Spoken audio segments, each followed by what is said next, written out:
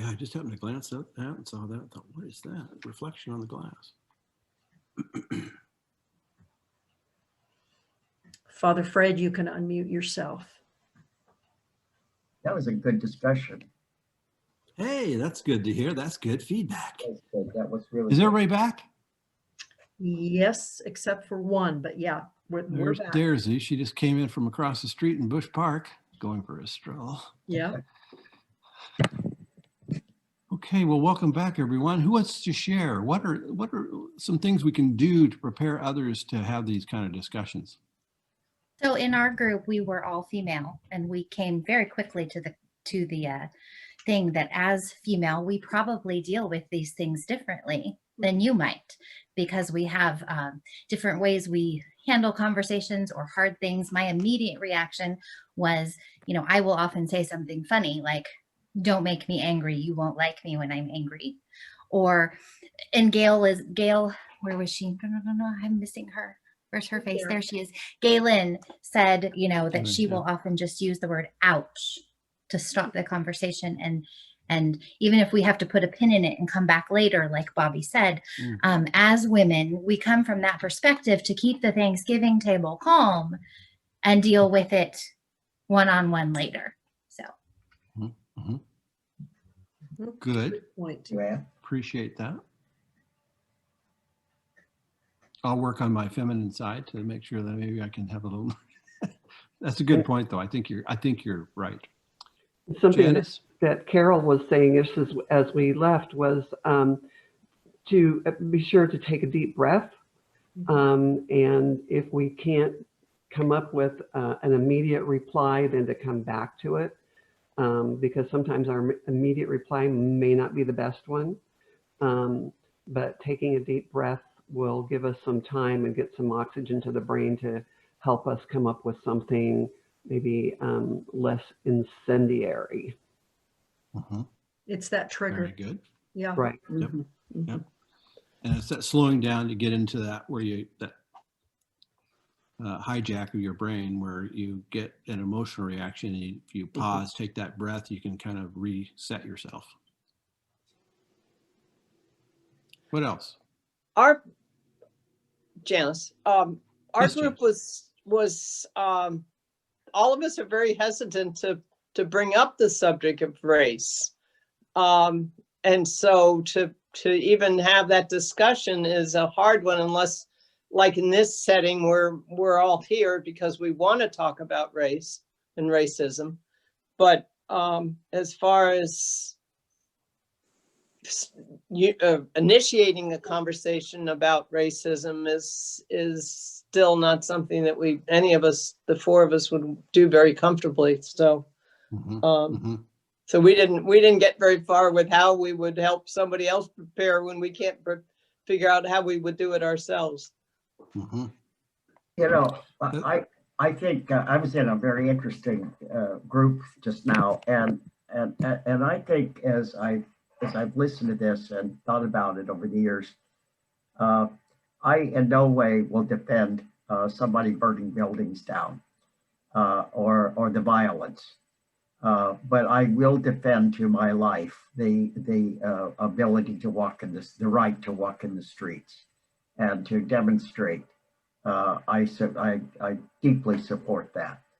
But I just don't think that the violence and it's kind of, they're extremists on both everywhere. And we live across from Bush Park in Salem, and this is where the group was the other day or a couple of weeks ago that marched to the governor's house. Well, they were drinking and they had AR-15s and they were threatening people that had political signs in their yard, and it was a mess. That I don't support.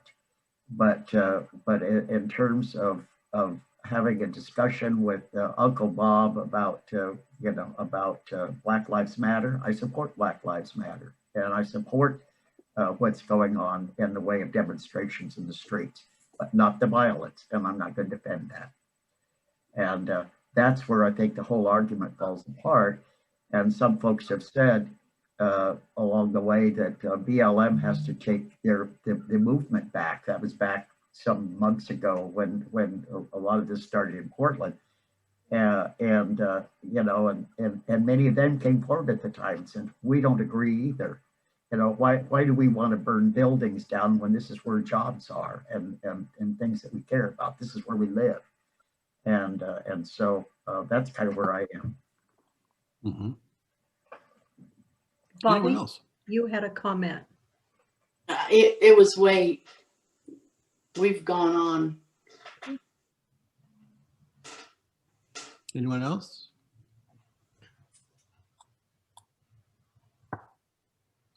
Okay. I think also one thing I would just close this question and discussion around is about being prepared and being knowledgeable. And that's what we're all doing now, is that we are learning that language. And that, so when it does come up and it's an opportunity to perhaps shed truth, shed light on a conversation that's inaccurate or wrong, that we have more power to do that and more credibility to do that. But that's a big task. I mean, just think of this. Someone brings up Black Lives Matter over around the table, and then the next person says, yeah, but all lives matter. Come on, you know? Or they bring up George Floyd. They say, yeah, well, you know, and isn't that terrible about police brutality? And it's like, yeah, but, you know, Black people are so involved in crime. That's a big subject right there that was just bit off. And to really intelligently respond to that, you have to know the facts, because it is systemic, but you need to know the facts. Such as our friend Brian said, he had to leave, but you know, you can cause a dumpster fire to go off if you're not prepared with it. And so, and then you can end up in this messy discussion, which we don't want, but we want to shine the light and be truthful. So there's work to be done, I guess is my point. Good job on that one. Good job. Neil has got his hand raised. I would totally agree with what you said about, but the Black people are involved with crime, but there's been numerous cases that the crimes have been an excuse for the police to do something, a very minor thing. It's not like crime, armed robbery or murder or this type of thing. In many cases, it's selling cigarettes or maybe a counterfeit $20 bill. So I think that is an unapply is true, but it's applied incorrectly, wrongfully, Right. and Right. exaggerated. And Right. that's the problem. Mm-hmm. Bobby, you had a comment?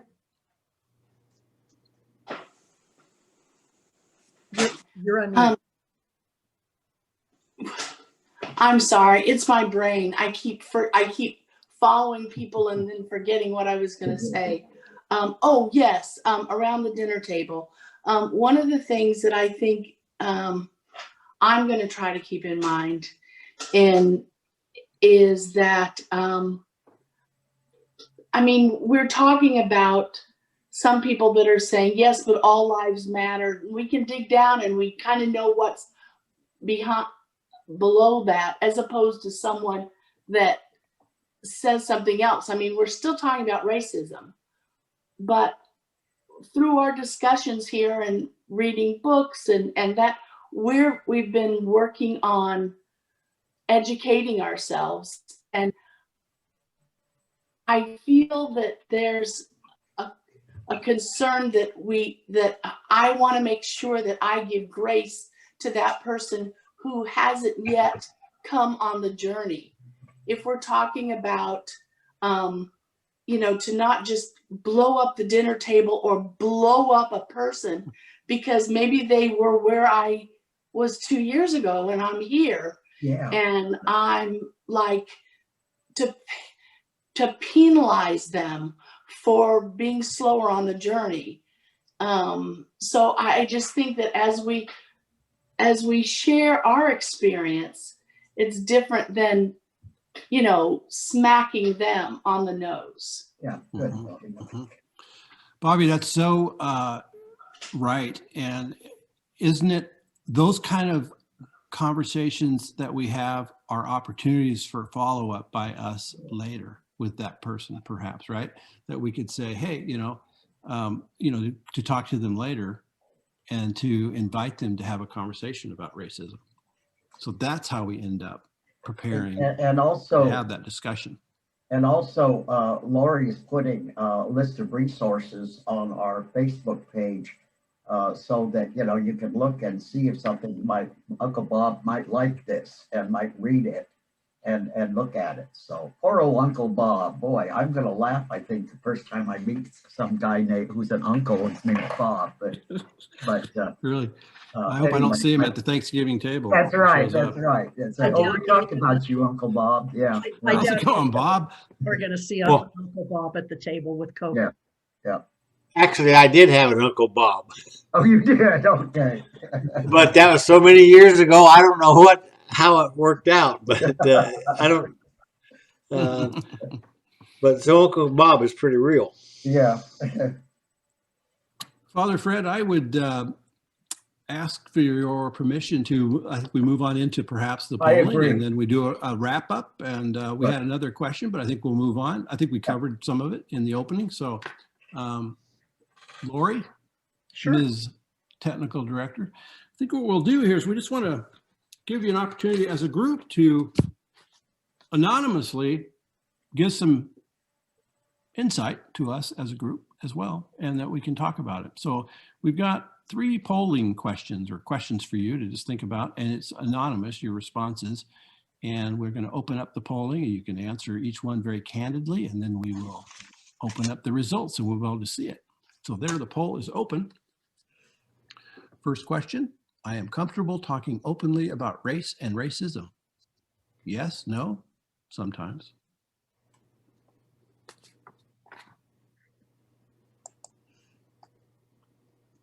Number 2, I'm comfortable taking action to disrupt racism when I see it happening. Yes, no, sometimes. And I'm beginning to see my own prejudices.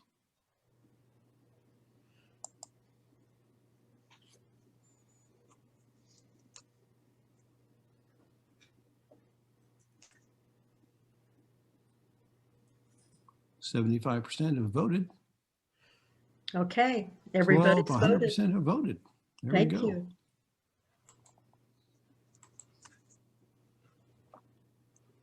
So we can end the poll and then post the results. There we go, number 1. So 50% said that they're comfortable talking openly about race and racism. The other 50%, sometimes, but maybe not perhaps as strong as number 1. I'm comfortable taking action to disrupt racism when I see it happening. We have a very interesting split. About 17% said yes, 17% said no, and most of you said sometimes you're comfortable talking or taking action. That's good. Mhm. That's very good. And the third one, I'm beginning to see my own prejudices. 83% say yes, affirmatively, and 17% are saying sometimes. Greg, I would say one Yes. thing on these, particularly like the second question where it's 17 and 17 are the yes and no. I think it's amazing that where we are right now, we've been able in these weeks to be able to say that about ourselves. Mhm. Mhm. Mhm. I agree. Good. I That's great. agree. This is a good reflection, I think, on all of these. It's intended to just kind of take a little bit of a breath here, take a look, ask a few questions where you can anonymously answer and kind of see where we are. You know, I kind of see Bobby. I think it would also be interesting sometime to ask the question, because I know we're apolitical, but would we be able, would we be interested in doing things politically that would be anti-racist, to change the systems? And then would we be comfortable doing something in our, like out in nature? I know, COVID, you know, like at this, in the schools, at the shopping center, on the street, you know, because I mean, that has something to do with, those are really two different questions for me. Mhm, mhm. Mhm. Thank you, Bobby. And that is not a political statement that you said. That is correct. I mean, political action, would you be interested in doing political action, or would you be comfortable taking political action to disrupt or end racism? That's a very fair question. Because to get at systemic racism, we probably are going to need some policy change, which is the political arena. Mhm. Is that right, Senator Hurd, That's Mr. right. President? Mhm. Any other comments on our poll? In fact, Greg, I was thinking that at some point, maybe this would be like in our second session in the winter, it might be good to invite somebody like a congressman to whatever district to join us. I think that would be a really good thing to do, to talk about implications. And I think that's wonderful. You know, in fact, one even could be a former like Evel Gordley, Senator Gordley up in Portland. Mhm. And she would be excellent Mhm. and probably be very interested, Yeah. especially with our backgrounds, Fred. She'd probably love to join us. it'd be great. Yep. Any other comments on the poll? I've There's a only couple been here for chats. 2 weeks and I won't be able to join all the way through the winter because I have some other things on Thursday night. But I think you should keep those questions handy only because the answers will probably change, Mhm. and it would be interesting to watch that change. Yes, it will. Yes, that's good. Good. Yes. Very good. And I'm looking in the chat box to make sure we don't miss anything here. Carol has posted an excellent chat, an excellent comment. On the Black Lives Matter? Yes. Yes. Yep. Very good. Very good.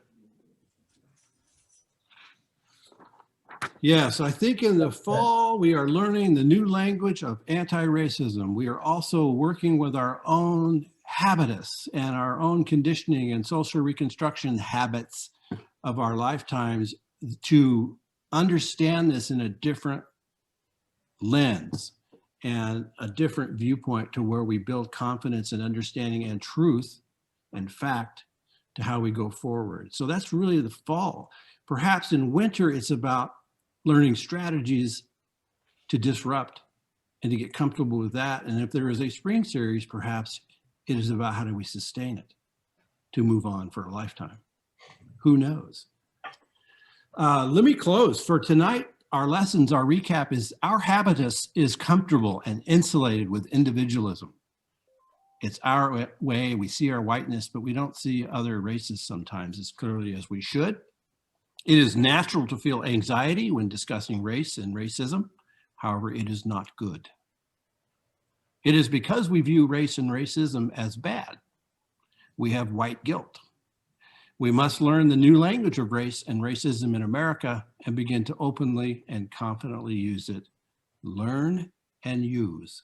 Learn and practice. We must be mindful of how we can approach others in sharing the new language and our new ideas on race and racism so to respond to their likely fragility and racial anxiety. And as a loving learning cohort, that's you, we are changing and making progress. Have a great rest of the week.